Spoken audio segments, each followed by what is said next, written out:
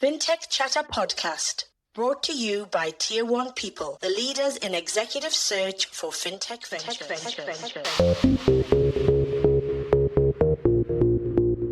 Hello and welcome to Fintech Chatter, the show where fintech leaders join me for a chat. I'm your host, Dexter Cousins, and today's guest is Joel Yarborough from Moment. Joel is a fintech OG, and he's worked with some of the greatest fintech pioneers, such as PayPal in North America, Grab in Asia, and now Moment in Africa and the Middle East.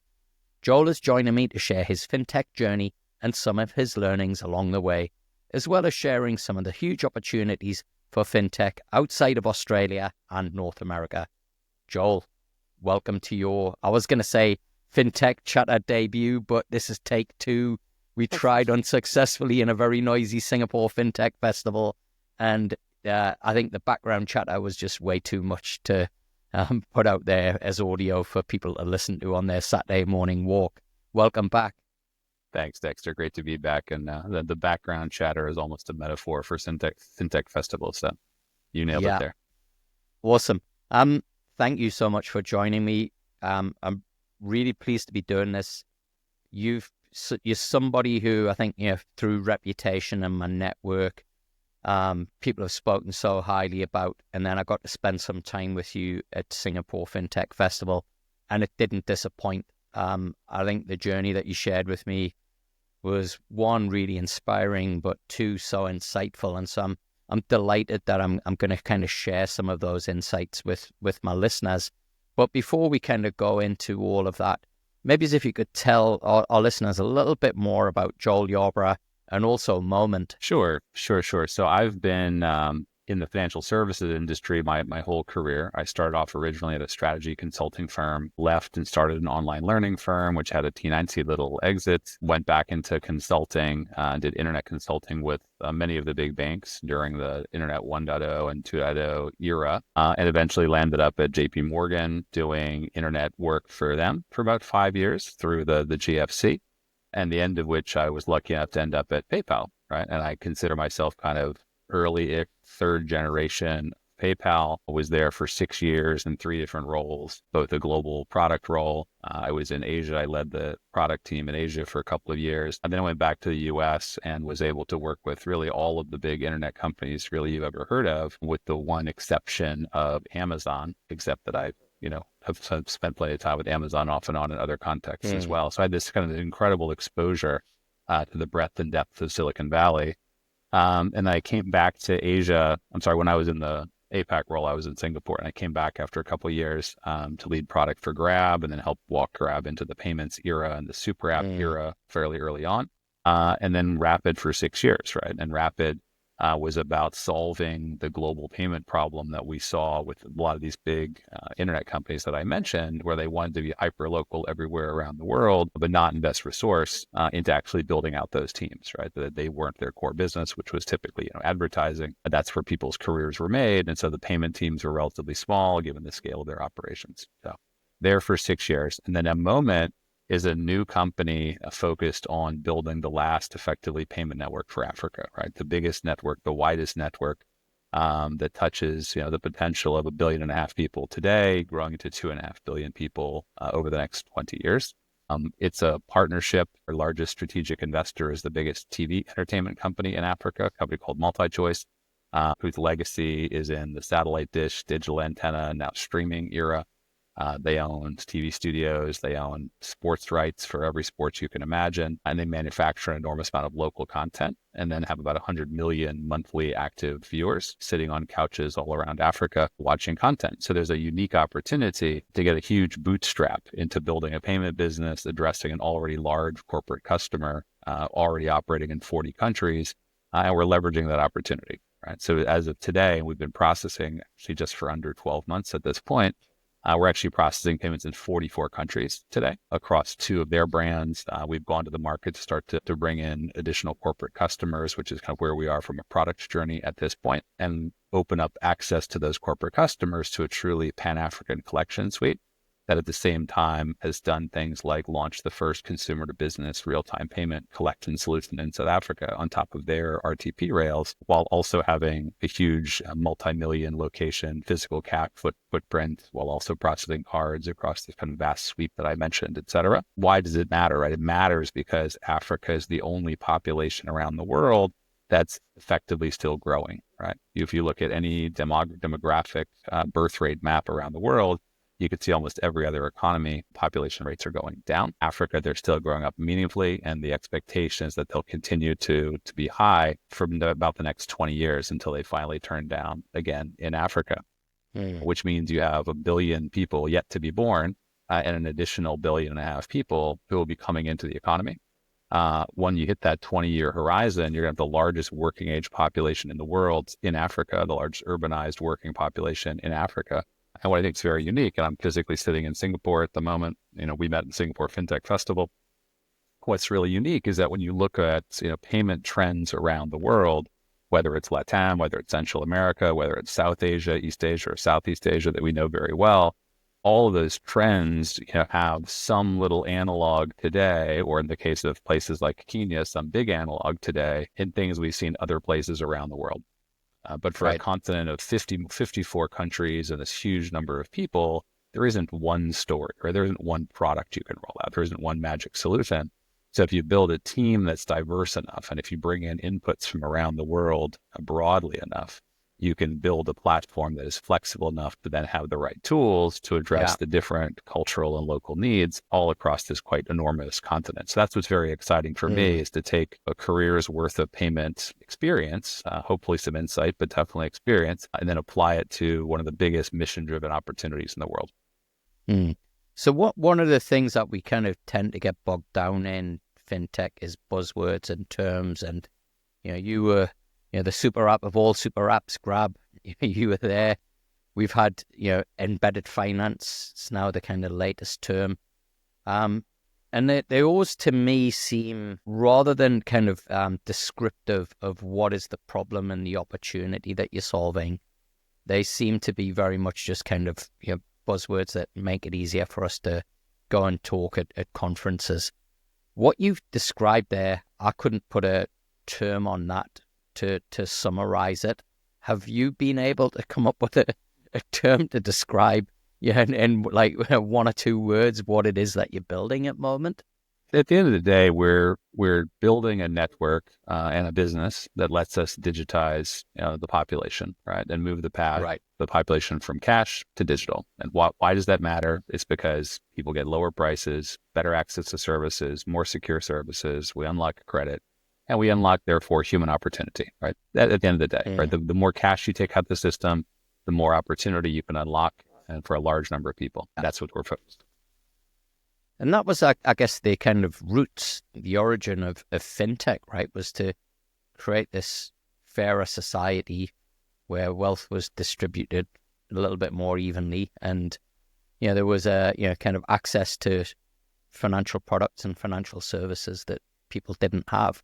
What do you think is kind of, we've kind of lost, why have we lost sight of that, and we've kind of all gone off into these different tangents and become wedded to solutions that, if you think, the essence of crypto was, to do exactly what you've talked about, and it sounds great, but in application, there's a lot more complexity than just creating ways of exchanging value. What have you seen as being, kind of the moments that have kind of got, and excuse the pun, that have kind of got us to lose sight of that bigger vision and kind of all go off and become very kind of, closed and minded around the solutions that we're building?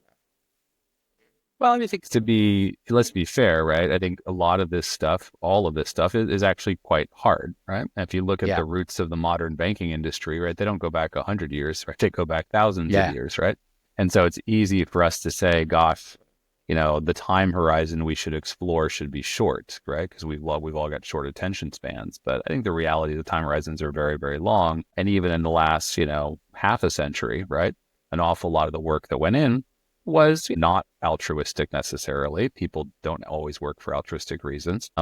multiple currents of greed and opportunity driven forces come together, and then you get this large net positive to society over time.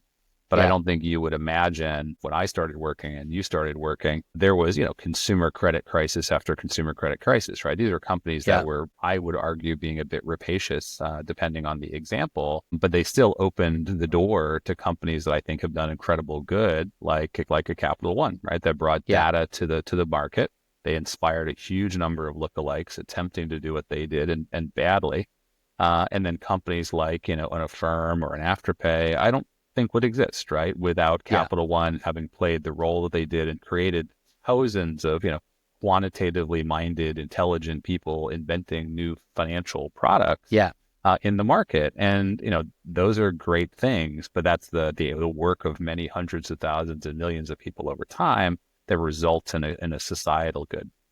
I think the other thing that has happened in a much shorter period of time is when I started spending more time with regulators in the last, let's say, 12 or 13 years, I think regulators generally around the world had very much a consumer protection mindset, right? Those are a very strong component of what they focused on, not enablement. And I think what has happened and changed very much is enablement has become a big part of what they think about, if not the term.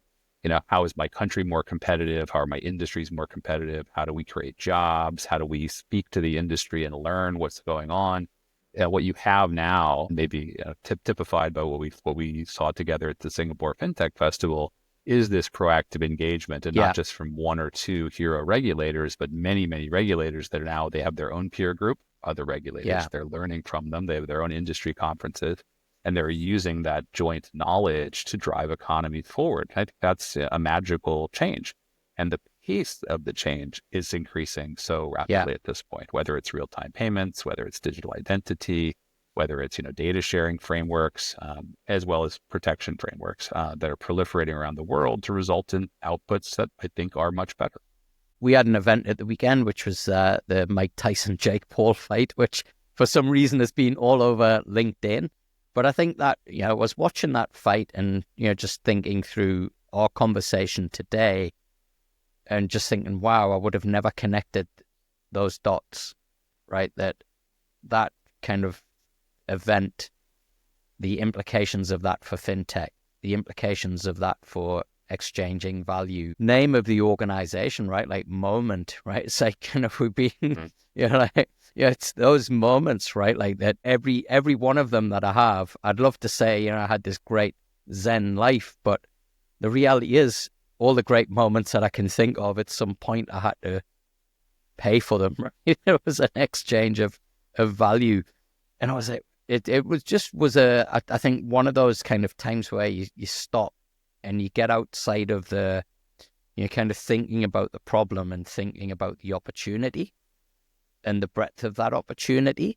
And when you've shared about Africa, and I guess, that one kind of the size of the opportunity, but also the kind of age of the population, and you contrast that with Western societies, where I think the average age is kind of, I think, early 40s in most Western societies. It's kind of really mind-blowing to think just of the scale of what you're building and the potential impacts that that's going to have in the next 50 years. Yeah, no, it's a privilege. I agree. I think one of the things I love about the markets in which I've been able to work is, on average, these are countries where people's lives are getting better year on year. Yeah. And so as a result, you work with a lot of optimistic people who see change as inherently a positive, versus people in parts of the West who see change as inherently threatening. And at the end of the day, hanging out with optimists is just much more fun than hanging out with pessimists, right? It's a pretty simple framing. So that's been a great privilege. And then to go create a little bit of tools and put that into people's hands, right, is an incredible privilege to then accelerate, that optimism. I had no intention, because I didn't know it existed, right? When I went from JP Morgan to PayPal, to stumble into an organization that was deeply mission driven. And then I was lucky enough to join Grab, right, which is a deeply mission driven organization focused on, on building jobs, right, 100 million jobs. And then now with Moment, I have the opportunity to kind of unify sort of the intellectual part of my brain, right? How do these networks work? How does technology work? What's these digital public goods trends we can bring to bear? with, again, a deeply opportunity-driven mission of saying, how do we touch the lives of 2.5 billion people, half of whom haven't been born yet? Yeah. I think that was actually something that you just mentioned there, which really struck me. I was in Bali, I think 5 or 6 weeks ago, and it was the first time I'd been in about 12 years. And the biggest difference that I could say to you from my visit 12 years ago to the visit that I've just been on was Grab. And I don't mean that just for my convenience, but I mean that for how I could see that, how it had impacted people's lives, right? And we talk about the gig economy a lot in the Western world, and I don't think we kind of realize just how impactful it has been in emerging economies like Indonesia, for example. And, we had one example where we were out for dinner and the guy who served us gave us a QR code and said, hey, if you want, could you leave me a review, right? And he's like seeing himself as an independent wait staff who his personal brand, right? It's really cool. He can go out and I think it's, we that didn't exist 12 years ago, right? It's incredible. Well, personal agency, right? To enable agency and to give people those tools, right? And at the extreme end, right? And you mentioned the Jake Paul fight. At the extreme end, I mean, Jake Paul is a hyper-personalized agent, right? Yeah. Leveraging digital tools to build a brand, to manifest something, right? This guy manifested this idea that both he would become a boxer and that he would fight Mike Tyson. Yeah. And then probably that the world would care and that you'd be able to watch it on a, Saturday, I guess, afternoon for you all around the world. I mean, that's incredible. That's a vision, right? And to be able to give everyone around the world who's still in the learning threshold, which hopefully is most of us, this world that says, hey, I can put tools in your hand and you can think things and take care of yourself, take care of your family, you can unlock your potential. It's an incredible privilege, right? Yeah. And I'm very glad to be part of it. I'm glad that our generation is such an important part of it. But then I watched the fight with my Gen Z daughter, and it was very much like, oh, this is your people, right? Beating up on my people. Yeah. And it was very interesting, right? So I was full of bravado. I said to my kids, you've never seen Tyson fight. The guy's an animal. And I think it was a bit sobering to go, okay, age, definitely. I might think I'm 21 in my head, but physically. Yeah, I don't want to get hit. I appreciate where the guy's coming from. Interesting, though, that point that you raise about the tools and us being able to manifest that. I absolutely agree with that as well.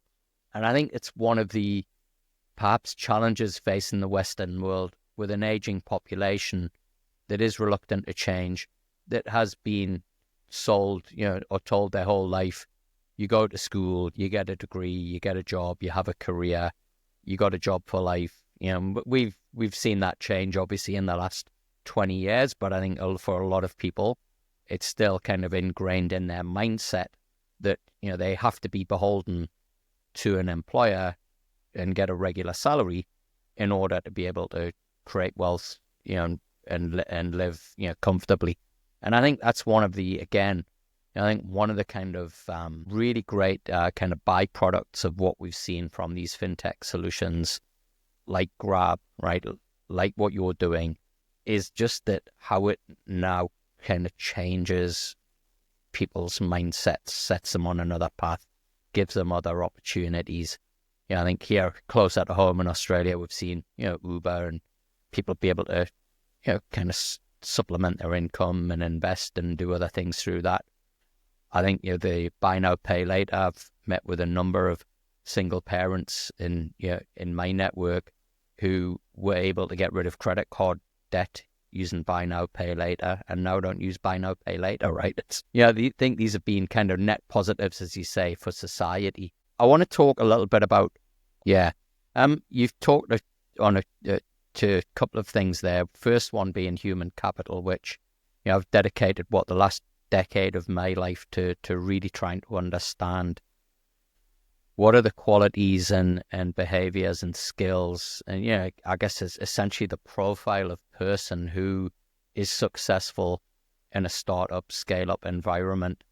And whilst I've been fortunate to work with businesses on 4 different continents, it's still always been kind of here from Australia, and you've actually gone and you've built teams and, kind of been part of early growth teams as well across now 3 continents. Are there differences in terms of the attributes that you look for on different continents, or would you say it's kind of a ubiquitous, startup wherever you are, it's ubiquitous in terms of the qualities and kind of aptitude that you need to find in people? I think what I look for, and I think some of the companies I was lucky enough to join to look for, I think first is really passion, right? People who wants to go make something happen, right? I think it was Steve Jobs that said, you want to, punch a hole in the world.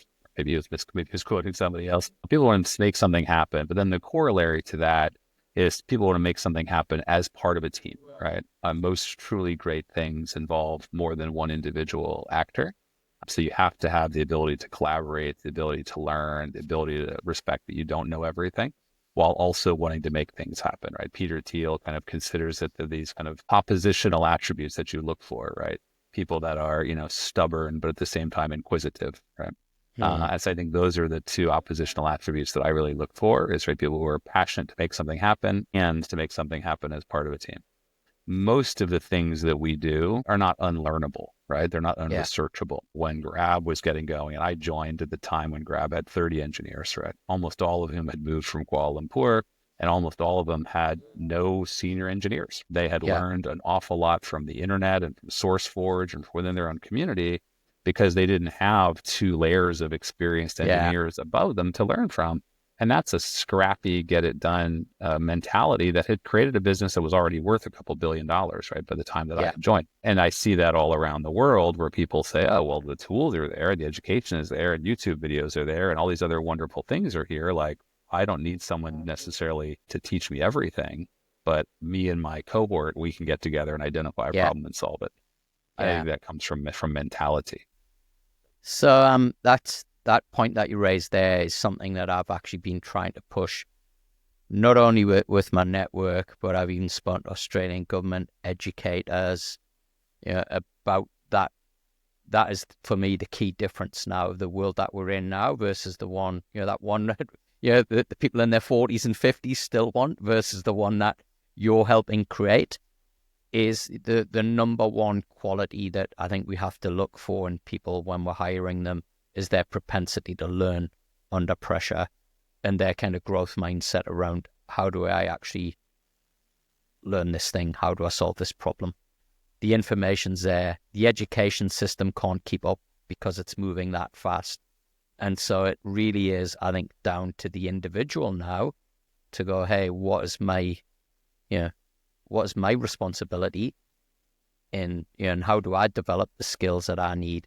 And I think, the challenge that I see is that there are so few people that actually have that mindset, right? It's like, okay, I don't know this. What are you going to invest in me? And I think the challenge that we have is, if you look at the average tenure now of somebody in a role, here in Australia, it's gone from, I think, 5 years in 2008 down to 2.5 years now. And I think it's going to get even shorter. And so, kind of shorter you're get in the portfolio, as you said, right? I think more and more people have a portfolio of work that they do. But I guess the point being that, if you're going to go and work somewhere for 12 months, is it their responsibility to invest in you, or is it your responsibility to invest in you? And I was going back to the Bali experience that I had, and that guy who was, wait staff, taking ownership for his personal brand, right? Yeah. And his professionalism and his, saying that, hey, this is my kind of net worth, right? And now I've got the tools where I can go and get connected and I can build that brand and I can, kind of increase my net worth through me investing in myself. And I think that's, kind of the mindset that I see in people who are successful in these types of environments is they, first of all, kind of are mission driven, to your point. It is for the greater good. Australia itself, because I think one of the things that really struck me coming back from Singapore Fintech Festival was that we've got this term punching above our weight. And I would say that where it applies in Australia is entrepreneurs definitely do punch above their weight. I think they've been successful, and businesses like Afterpay and Zip have been successful without VC investment, without regulators supporting them, without incumbents helping them out, right? Without government supporting them as well. And so despite all of those things against them, they've built really successful businesses. But I came from Singapore and it was the exact opposite. That is a region that's punching above their weight, where fintech community, incumbents, government, regulators, investors are all aligned, and everybody's having conversations with each other, respectful, collaborative, supportive. What's your kind of observation of Australia? And if it's, searching for an identity as an outsider, what would you kind of say that identity could be? I think Australia has obviously such incredible assets, right? But I think one of the perils with being an asset-rich society is you kind of lean on that, right? So you have, I think, a segment of society that's very real estate oriented, that's very extractive industry oriented. And then for cultural and historical reasons, I think all of us who aren't Australian have thought that most Australians pretend that it's in Europe versus in Asia at the end of the day, right? And so you have this incredible asset of being physically part of Asia, having language alignment, having geographic alignment, having natural resources export alignment, having an incredible tourist economy alignment. There's all these great assets that say, hey, look, this is one of the anchors of Asia. But at the same time, Australia doesn't seem to be turning its attention primarily to how you amplify that. And in any region, regional trade clusters, right, are much more powerful and much more valuable, right, than cross oceanic clusters, right? Like the economic activity between America, Canada, and Mexico is off the charts, right? Despite all the horrible things we may or may not say about each other, that region is way more vibrant than America's trade with anywhere else. And that's an important thing to recognize. And I don't see that, right, between Australia and Indonesia, Australia and Japan, Australia, China to the same scale that you would expect. And I would imagine that's a net loss. I think the other thing that is, funny, and one of the probably four things I say most often about Australia is that almost every sector of the Australian economy is an oligopoly, right? Yeah. And you have these kind of invisible oligopolies that are, inherently resistant to change, that don't make it easy for people to break in. And they are, I assume, somewhat protected oligopolies by whatever mechanism. Whereas, in a society where you're willing to let people fail and you're willing to let industries fail, but then pick people up from the ashes, you get a different type of vibrancy. I think these entrenched oligopolies have an awful lot of structural advantages, right? And then they extract rent from the rest of the society to some degree. But at the same time, and I'm a follower of the juice media videos. My impression is that the Australian government is led by people that are pretty happy with the powers that be versus unhappy with the powers that be. Yeah.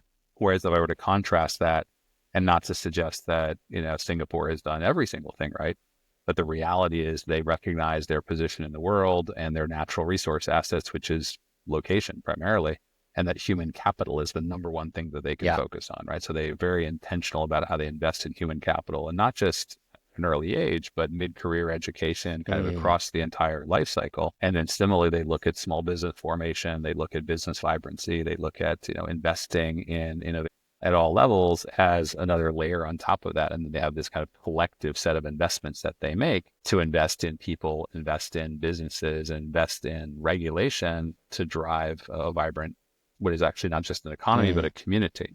And I think it's a very different approach, right? As I mentioned, I was lucky enough to be in Silicon Valley, right, and to work with a lot of amazing companies. And I would still never call it a community, right? It's people that are doing the same things with similar skills, et cetera. But I think it just doesn't feel the same, where you have a walk-in experience with a regulator and say, here's the problems that we're working on. And they say, come back in 6 months and tell me how it's going. And, we'll share information, right? And then we'll build regulation around kind of the union of all of those conversations. It's just a very, very different approach, I think, to governance, right? Recognizing that the people on the little red dot are kind of in it together. People that choose to come to Singapore, kind of joining the party and have something to contribute, versus being, aliens, right, who are extracting value from the society. They're very clear it's the other way around, right? That anybody who comes is adding, right, generally, and that community overall becomes richer and more resilient as a result. So, there's a lot of people at our meet who confuse being passionate with being a jerk. It's kind of, yeah, Happens. yeah, and it's kind of say, hey, I'm really passionate, and then I speak to their team and like, what a jerk. It's and I think that's that kind of, you, as you pointed out, being mission led, passionate about that mission, passionate about a cause that is bigger than you and a legacy that you're going to leave behind.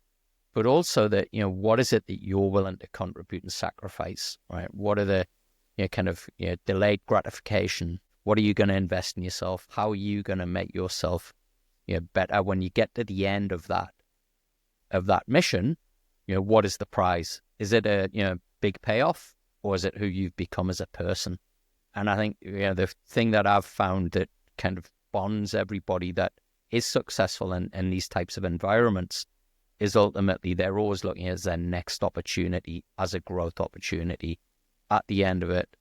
I think there's that, but there's also the giving back mentality, right? As I told, one of my daughters, right? Most of life you can pick up in the first 15 minutes of The Godfather, right? And what happens in the first 15 minutes of The Godfather is he's helping somebody. Someone comes to him and he helps them. Someone comes to him and he helps them. And that's his philosophy of life. And of course, it plays out a certain way for him. But people, I think, that are really great in this industry, and I assume in every industry, are people who are actively looking to help others, right? That means they learn, opportunities come to them, they build a wider network, they build a more resilient network. And frankly, I think they just have more fun, right? They have more fun because giving is fun and learning is fun. Trying to figure out how to make every interaction extractive in your benefit is, I assume, exhausting and probably doesn't work very well because people stop giving you opportunities pretty soon. And I think that giving mindset pays back in spades, right? Some of the investors that I work with who are, absurdly successful people, who they surround themselves with are people who are also givers, right? And you just see this kind of virality of positive karma surrounding these very successful people. And you think, this cannot be a coincidence, right? This has to be some compounding benefit. There's actually a book that I read on this subject called Give and Take by Adam Grant, which I read in 2016, and it fundamentally changed how I go about, acting in business and in life. And essentially, he is an organizational psychologist and behavioral psychologist, done a lot of studies around kind of what success is and how that manifests itself in a workplace. And what he found was that at the top of the tree were givers, and at the bottom of the pile were givers as well. Underneath the givers at the top were the takers, and we all know who those people are. And then the vast majority of people are matchers. So it was like, hey, Joel, I've made an introduction for you. I've now made 2. You haven't made 1 for me.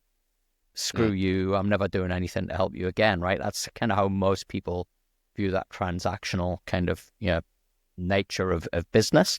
What was really interesting, though, is the givers at the top and the givers at the bottom. And I think what distinguished them was the givers at the top knew when they were dealing with a taker. And so they wouldn't give indiscriminately. It was like, okay, I maybe just have to change my game here, or not deal with that person. Whereas the givers at the bottom just give indiscriminately, and kind of tend to get trampled upon. And I think that point that you made there about the people that they surround themselves with, that I think is the secret to the success, right? It's like you kind of got to give to, the people that, not that it's a transactional thing, but it's, hey, look, we share same philosophy, whatever you need, right? Like, I'm here, just ask, I'll do whatever I can to help. And what you get that also back, surround right? yourself with people that make you better, right? Whether it's in this manner or another manner, right? Because the opposites, we all know is a one-way ticket as well, right? Yeah. So I want to talk a little bit more about Moment, and essentially kind of just, around the business where you're at. You talked a little bit about the transaction volume in just 12 months. How have you gone about, I guess, first of all, building the team? So where are you guys based?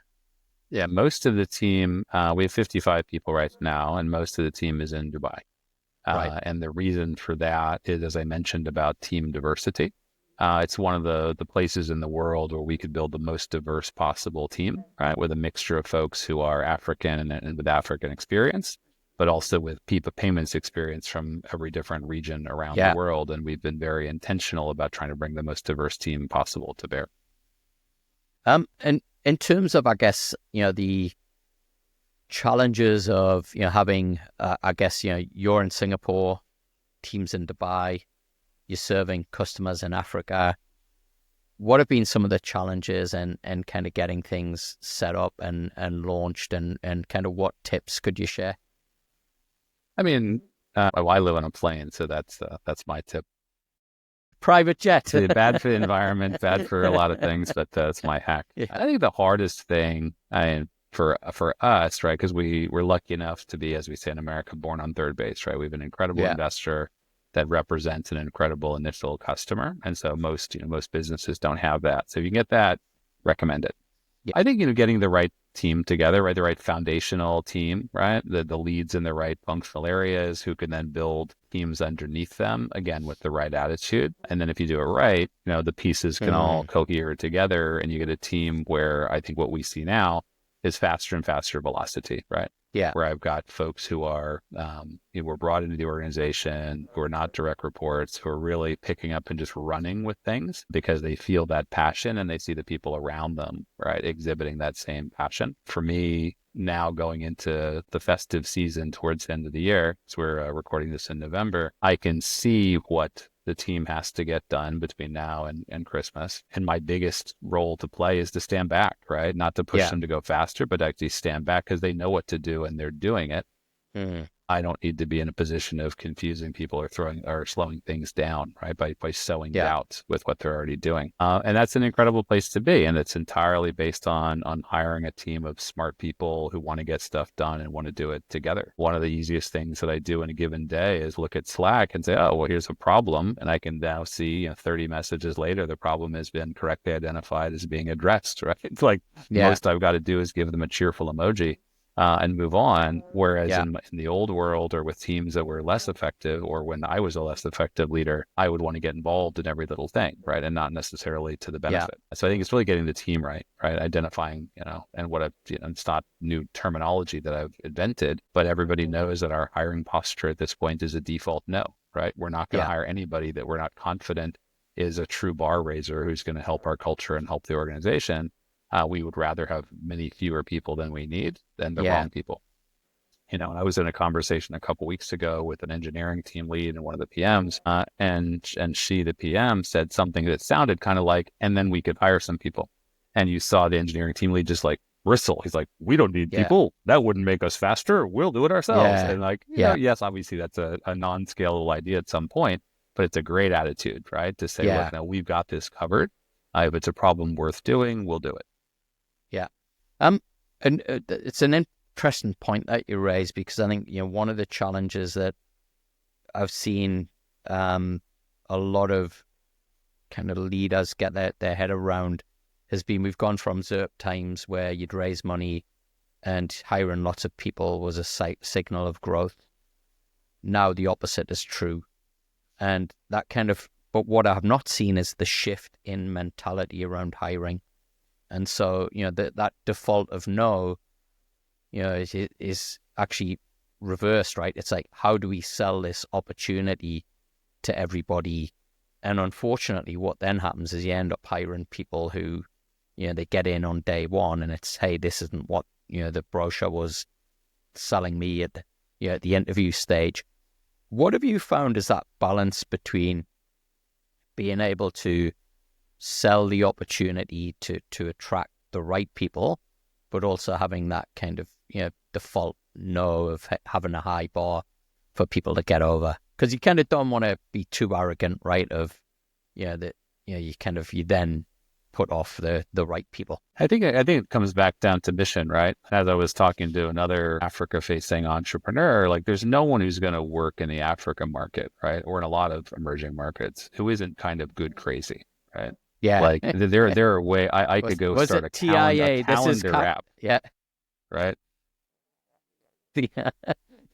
Exactly. Like if you just wanted to make money, I assure you, going to the US with a homogenous market and coming up with some niche product idea is probably a way better place to efficiently make money. But if you want to do something amazing for the world, right, and for tangible people that you can touch and feel, I find there's, nothing better than going to a big market with real problems and identifying people that, to your question, are inspired by mission or never thought about it, but are now inspired by mission and want to make something happen and to punch that hole in the world together. I think that's what we have to look for. And, there's certainly amazing people that we've spoken to who, just weren't that inspired by it, right? Or that it was in conflict with their needs for being near their family or personal comfort or whatever. And that's fine. Totally. 100%. Like we all have different needs at different stages of our lives. But if you're interested in getting in the arena, you're going to have a lot more fun dealing with big problems that are existential than small problems that even you 5 years later will be like, maybe that was not that interesting use of my time. We're coming to a wrap. But before we do, what can we expect from Moment we're nearly at the end of 2024, so what can we expect from you in 2025? So we've got, it's kind of a 4-phase strategy, and the piece that I touched on was really around our role in commercial payments, right? Helping businesses collect money, if you think about kind of the resume that I went through for myself, and how PayPal looks at things differently, how Grab looks at things differently, et cetera. You can assume that we're not sticking just with the corporate collections market. So you'll see us expand and deepen in that area, right? We've got an incredible tailwind behind us, both of network and partners coming on stream. But you'll see us, go deeper into the mid-market, deeper into SMB, deeper into account-based models that you touched on a tiny bit with comments like Afterpay. And then from account-based models to demand generation to some other things after that. I think it'll be a big year. As I've warned the team, I think we'll get 4 times more done in 2025 than we did in 24, which was already a pretty exhausting year.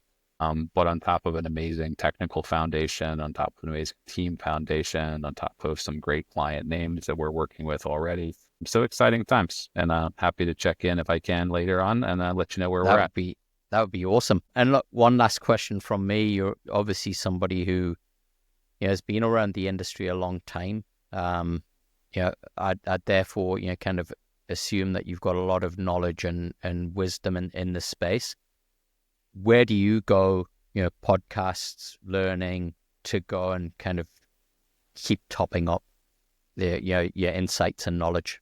Well, all of them is the answer, right? I've got a very long list of podcast subscriptions. And of course, you can overdose for a while, right? I was on a heavy 20 VC rotation for a while, heavy acquired for a while, heavy founders podcast for a while. But I listened to all of them, right? And I've tried to. It's been very helpful to me, right, in my current role to listen to more and more business podcasts. Yeah.